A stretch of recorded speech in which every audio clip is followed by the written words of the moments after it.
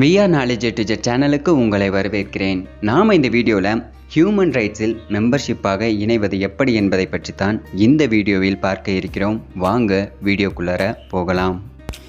இது வரைக்கும் நம்ம சேனலை சப்ஸ்கிரைப் பண்ணலன்னா சப்ஸ்கிரைப் பண்ணிக்கோங்க.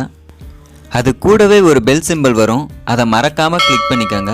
அப்போ தான் நாங்கள் போகிற லேட்டஸ்ட் வீடியோஸ்க்கான அப்டேட் உங்கள் மொபைலுக்கு நோட்டிஃபிகேஷனாக வரும். ஹியூமன் ரைட்ஸ் கமிஷனில் 2 விதமான அமைப்புகள் உள்ளது.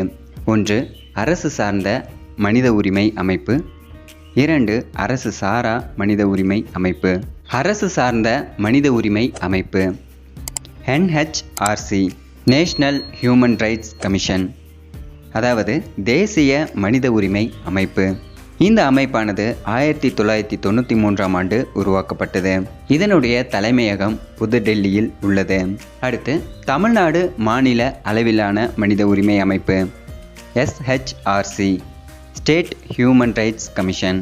இந்த அரசு சார்ந்த ஹியூமன் ரைட்ஸில் யார் மெம்பராக இருக்க முடியும்னு பார்த்தீங்கன்னா, ஓய்வு பெற்ற நீதிபதிகள் மட்டும்தான் ஹியூமன் ரைட்ஸ் கமிஷனில் மெம்பராக இருக்க முடியும்.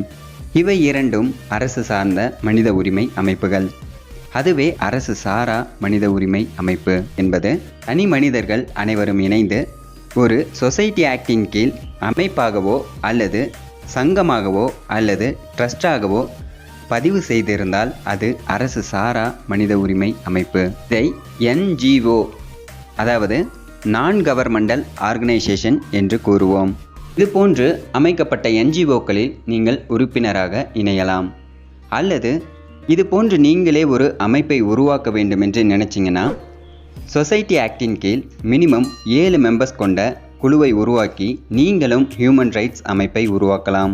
இதற்கு எந்த ஒரு கல்வி தகுதியும் தேவையில்லை. இந்த அமைப்பிற்கும் மெம்பர்ஷிப் கார்டு வழங்கப்படும்.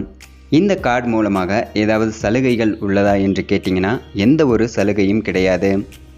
ஏனெனில் நீங்கள் ஒரு சோசியல் சர்வீஸ் பண்ண வேண்டும் எனும் எண்ணத்துடன் மட்டும்தான் இந்த அமைப்பை உருவாக்கி உள்ளீர்கள் என்பதால். அதாவது இந்த அமைப்பின் மூலம் மக்களுக்கு மனித உரிமைகள் குறித்த விழிப்புணர்வையும் அவர்களுக்கு ஏற்படும் பிரச்சனைகளை மனித உரிமை ஆணையம் மூலம் சரி செய்து கொடுப்பதும் போன்ற சேவைகளை செய்து கொடுக்கலாம்.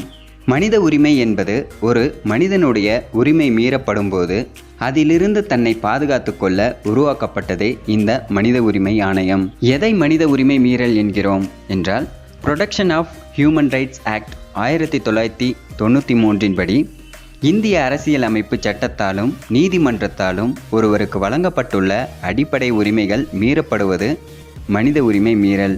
எக்ஸாம்பிளுக்கு, காரணமே இல்லாமல் ஒருவரை அரெஸ்ட் பண்ணுவது, சிறையில் அல்லது ஜெயிலில் சித்திரவதை செய்வது, கொத்தடிமைகளாக வேலை வாங்குவது, குழந்தை திருமணம், வரதட்சணை கொடுமை, பெண்களுக்கு நடக்கும் கொடுமைகள், இவை போன்று மனிதர்களுக்கான அவர்களுடைய உரிமைகளுக்கு எதிராக நடக்கும் அனைத்துமே மனித உரிமை மீறல். உங்களுக்கான உரிமைகள் பறிக்கப்படும் போது அதை மனித உரிமை ஆணையத்தில் ஆன்லைன் மூலமாக உங்களுடைய புகார்களை தெரிவிப்பது எப்படி என்பதை பற்றி ஏற்கனவே வீடியோ அப்லோட் பண்ணியிருக்கேன். அதற்கான வீடியோ லிங்க் கீழே டிஸ்கிரிப்ஷனில் கொடுத்துருக்கேன். அதை கிளிக் பண்ணி பாருங்கள்.